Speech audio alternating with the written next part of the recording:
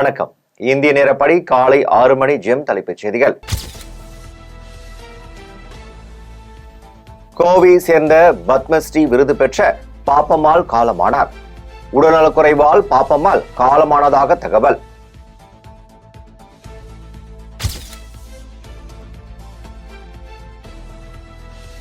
கோவை பாப்பம்மாள் மறைவு. பிரதமர் மோடி, முதலமைச்சர் மு.க. ஸ்டாலின் உள்ளிட்ட அரசியல் கட்சி தலைவர்கள் இரங்கல்.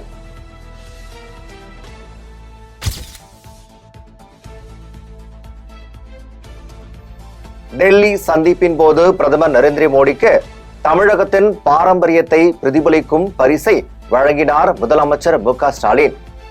டெரகோட்டா குதிரை சிற்பங்கள், நீலகிரி எம்ப்ராய்டரி சால்வை, பவானி ஜமுக்காலம் உள்ளிட்ட 5 பொருட்கள் பரிசு பெட்டகத்தில் இடம்பெற்றதாக தகவல்.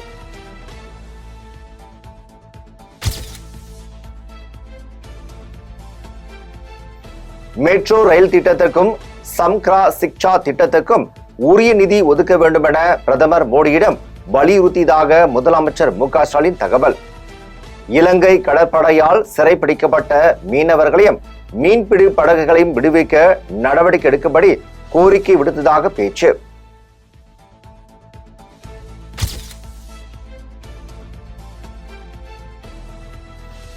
பாதுகாப்பு தொடர்பான நாடாளுமன்ற நிலைக்குழு உறுப்பினராக மீண்டும் காங்கிரஸ் எம்பி ராகுல் காந்தி நியமனம். முதல் முறையாக எம்பியான நடிகை கங்கனா ரணவத்திற்கு தகவல் தொழில்நுட்பம் தொடர்பான குழுவில் உறுப்பினர் பதவி.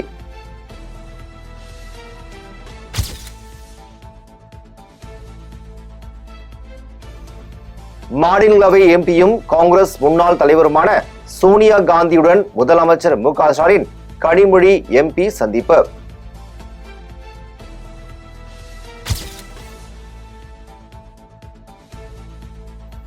சிறையில் இருந்து வெளியே வந்த பிறகு சென்னை விமான நிலையத்தில் முதலமைச்சர் மு.க. ஸ்டாலினை சந்தித்த செந்தில் பாலாஜி. காரில் வந்து இறங்கிய முதலமைச்சர் காலில் விழுந்து ஆசி பெற்றார் செந்தில் பாலாஜி.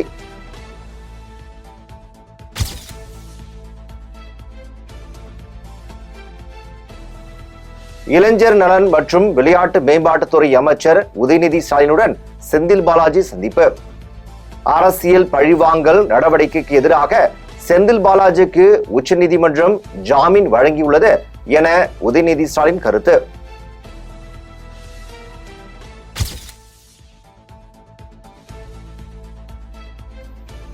செந்தில் பாலாஜி துணிச்சலுடன் போராடி இருப்பதாக முதலமைச்சர் மு.க. ஸ்டாலின் கருத்து. விரைவில் தன்னை நிரபராதி என அவர் நிரூபிப்பார் என்று பேச்சு.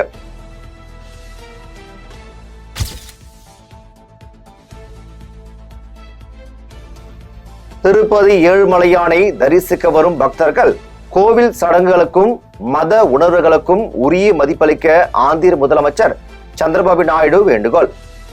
ஏழுமலையான் கோவிலின் புனிதத்தையும் பக்தர்களின் உணர்வுகளையும் பாதுகாக்க ஆந்திர அரசு அதிக முன்னுரிமை அளிப்பதாகவும் தகவல்.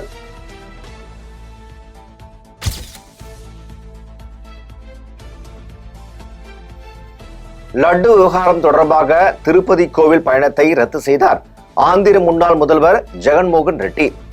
திருப்பதி கோவிலுக்குள் செல்ல ஜெகனை அனுமதிக்க கூடாது என பாஜக, தெலுங்கு தேசம் உள்ளிட்ட கட்சிகள் எதிர்ப்பு தெரிவித்த நிலையில் பயணம் ரத்து.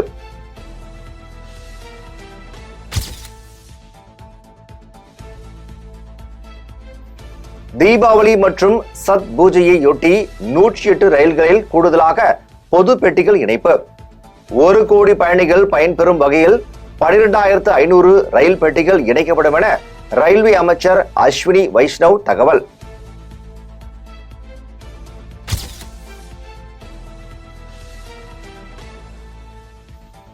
(471 நாட்கள் தனிமையில் இருள் நோங்கி சூரியனின் காலடியில் ஒவ்வொரு நாளும் நிமிடமும் நொடியும் உங்களையே நினைத்திருந்தேன் தலைவரே, என் உயிர் உங்கள் காலடியில் சமர்ப்பணம். செந்தில் பாலாஜி எக்ஸ் தளத்தில் பதிவு.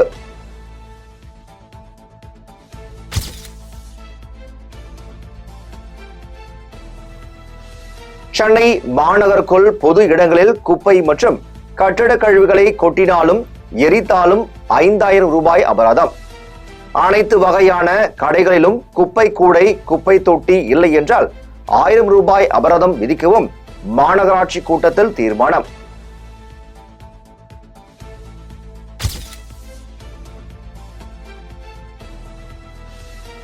கண்டெய்னரில் கார் இருந்ததே எங்களுக்கு தெரியாது, துரத்தி பிடித்த பிறகுதான் கண்டுபிடித்தோம். டிராவல் பேக் முழுவதும் பணம் குவித்து வைத்திருந்தார்கள் என சேலம் சரக டிஐஜி உமா பரபரப்பு பேச்சு.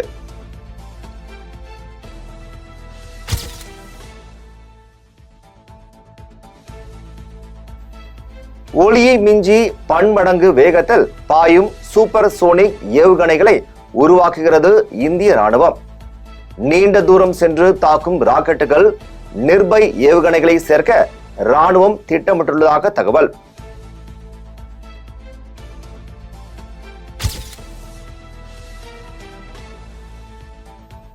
சென்னையில் மாநகர போக்குவரத்து கழகம் சார்பில் 2ஆம் கட்டமாக 66 புதிய தாழ்தள பேருந்துகள் பொதுமக்கள் பயன்பாட்டிற்கு வந்துள்ளது. முதல் கட்டமாக 58 தாழ்தள பேருந்துகள் இயக்கப்பட்டு வருகிறது.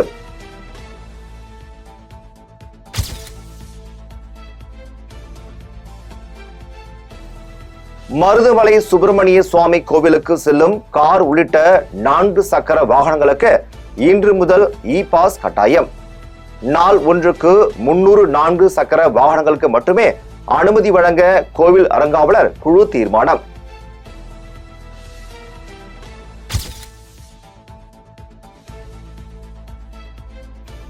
குற்றவாளிகள் போலீசாரை தாக்க முயல்வதும் அவர்களை நோக்கி போலீசார் துப்பாக்கியால் சுடுவதும் வழக்கமாகி வருவதாக உயர்நீதிமன்ற மதுரை அமர்வு கருத்து.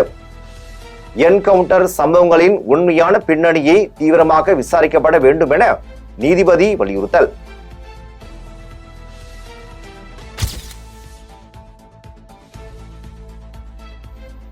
கோவில்பட்டி விமான ஓடுதளத்தை மேம்படுத்தும் பணிக்கான நிறுவனத்தை தேர்வு செய்ய டெண்டர் கோரியது தமிழ்நாடு தொழில் வளர்ச்சி கழகம்.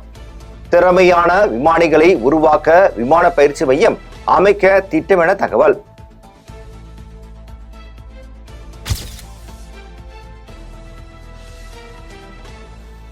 விருதுநகர் மாவட்டம் ஸ்ரீவில்லிபுத்தூர் அருகே மம்சாபுரம் காந்தி நகரில் மினி பேருந்து கவிழ்ந்து விபத்து, 4 பேர் உயிரிழப்பு, 10க்கும் மேற்பட்டோர் படுகாயம்.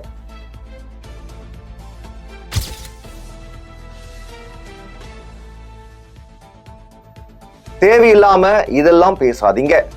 பிரியங்கா மணிமேகலை பிரச்சனைக்கு அறந்தாங்கி நிஷாவின் ஆவேசம்.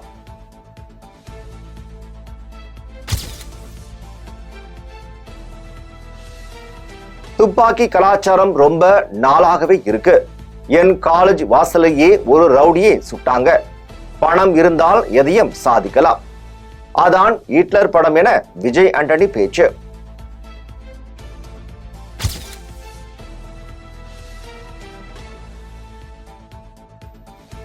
இந்தியாவில் தொழிற்சாலை அமைத்து மின்சார கார்களை உற்பத்தி செய்ய வரும்படி இலான் மாஸ்கின் டெஸ்லா நிறுவனத்திற்கு அழைப்பு. மேக் இன் இந்தியா திட்டத்தின் கீழ் டெஸ்லா நிறுவனத்திற்கு அழைப்பு விடுக்கப்பட்டுள்ளதாக மத்திய தொழில்துறை அமைச்சர் பியூஷ் கோயல் தகவல்.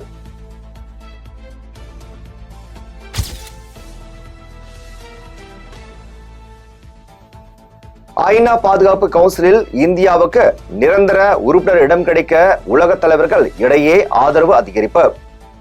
அமெரிக்க அதிபர் ஜோ பைடன் பிரான்ஸ் அதிபர் இமானுவேல் மெக்ரானை தொடர்ந்து பிரிட்டன் பிரதமர் கெய்ர் ஸ்டார்மெரும் ஆதரவு.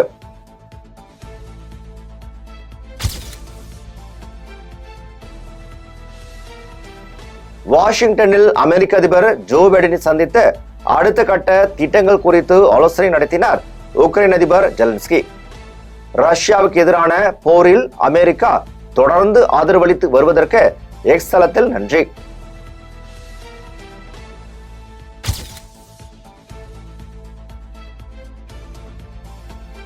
உள் தமிழக பகுதிகளின் மேல் வளிமண்டல கீழடுக்கு சுழற்சி நிலவுவதன் எதிரொலி செங்கல்பட்டு, ராணிப்பேட்டை, வேலூர், காஞ்சிபுரம், திருவண்ணாமலை உள்ளிட்ட 7 மாவட்டங்களில் ஓரிரு இடங்களில் கனமழைக்கு வாய்ப்பு.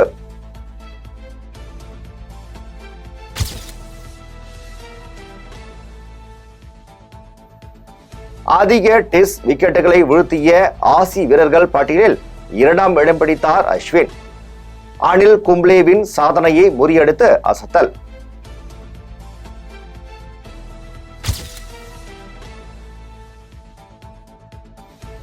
டெஸ்ட் வரலாற்றில் தனது முதல் 8 போட்டிகளிலும் 50+ ரன்கள் எடுத்த முதல் வீரர் என்ற உலக சாதனையை படைத்தார் கமிந்து மெண்டிஸ்.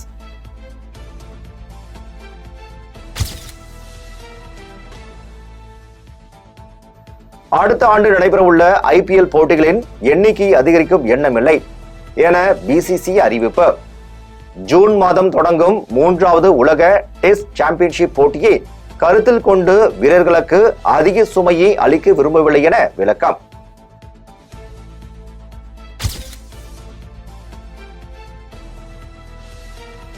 ஹைதராபாத்தில் உள்ள சுதர்சன் தியேட்டரில் ஜூனியர் NTRின் தேவாரா படத்தின் வெளியீட்டை பட்டாசு வெடித்து கொண்டாடிய போது ஏற்பட்ட தீ விபத்து.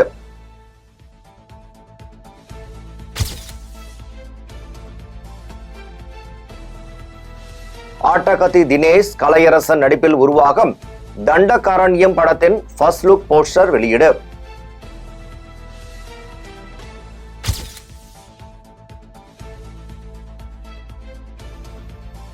நீல நிற சூரியன் திரைப்படத்தின் ட்ரெய்லர் இன்று மாலை 5 மணிக்கு வெளியாகும் என படக்குழு அறிவிப்பு.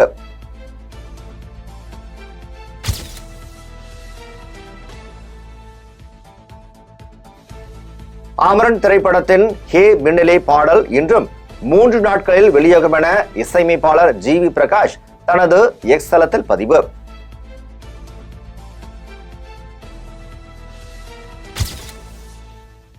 இத்துடன் ஜெம் செய்திகள் நிறைவடைகின்றன. மீண்டும் ஜெம் செய்திகள் காலை 8:30 மணிக்கு. உடனுக்குடன் செய்திகளை காண gem live.tv என்ற இணையதளத்தில் இணைந்திருங்கள். நன்றி, வணக்கம்.